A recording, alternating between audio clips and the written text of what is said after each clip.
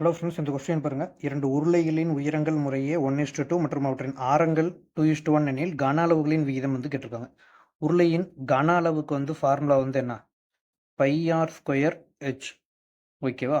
அடுத்தது உயரங்கள் முறையே கேட்டிருக்காங்க. ஸோ 2 கொடுத்துருக்காங்க. ஸோ h1:h2ன்னு எடுத்துக்கலாமா? இதை 1:2ன்னு எடுத்துக்கலாம். ஆரங்கள் கொடுத்துருக்காங்க. இதை r1:r2 அப்படின்னு எடுத்துக்கலாம். 2:1. ஸோ நமக்கு என்ன கேட்டிருக்காங்க? கன அளவுகளின் விகிதம். So v1 divided by v2 அதில் அப்படியே சப்ஸ்டியூட் பண்ணால் பை r1 ஸ்கொயருக்கு 2 வச்சுக்கலாம். 2² h1க்கு எவ்வளோ 1 டிவைடட் பை மறுபடியும் பை r2க்கு 1 இப்போ 1² அடுத்தது h2ன்னு வச்சுக்கிட்டோம்னா 2 பை கேன்சல் ஆகிடும். மேலே 4ன்னு இருக்கும், கீழே 2 இருக்கும், ஒரு 2 4ன்னு வரும். ஸோ 2/1.